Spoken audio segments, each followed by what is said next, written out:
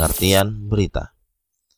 Manusia tidak akan bisa lepas dari kebutuhan informasi, karena manusia tidak akan bisa beradaptasi dengan lingkungan jika tidak ada informasi. Karenanya, salah satu sumber informasi yang masih dirujuk masyarakat hari ini adalah berita yang berseliweran di gawai yang kita miliki. Informasi yang disajikan dalam berita harus akurat, yakni mengandung data yang benar dan tepat. Sehingga dari sini kita sudah berasumsi bahwa diharamkan untuk menyebarkan berita hoax atau berita bohong yang dapat merugikan diri sendiri maupun negara dalam skala besar. Langkah bijak, periksalah fakta informasi dengan cara memastikan sumber berita. Pastikan bahwa alamat situs resmi atau sudah terverifikasi. Berita juga mengandung informasi yang aktual. Menurut KBBI, aktual adalah baru saja terjadi, hangat. Definisi lain, aktual adalah mengandung unsur kebaruan, menunjuk kepada peristiwa yang benar-benar baru terjadi atau sedang terjadi. Menurut KBBI, berita adalah cerita mengenai kejadian atau peristiwa yang hangat atau terkini. Di dalam berita terkandung fakta yang dapat dipertanggungjawabkan kebenarannya. Selain itu, teks berita disajikan berurutan dari yang terpenting, lalu berlanjut ke bagian yang nilainya kurang penting.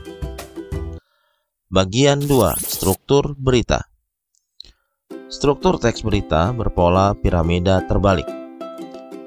Ada beberapa tingkatan yang harus kita pahami bersama, dan mengapa para wartawan dan jurnalis menggunakan piramida terbalik dalam tulisan mereka.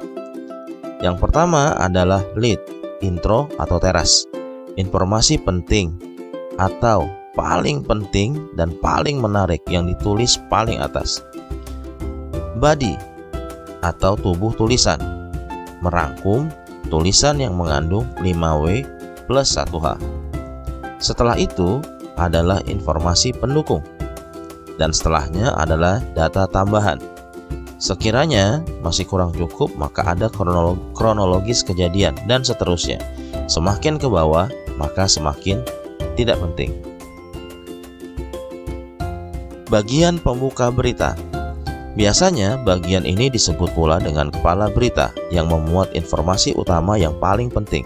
Hal ini memudahkan penyunting tulisan atau editor saat melakukan penyuntingan yang tidak akan ragu memotong paragraf terbawah.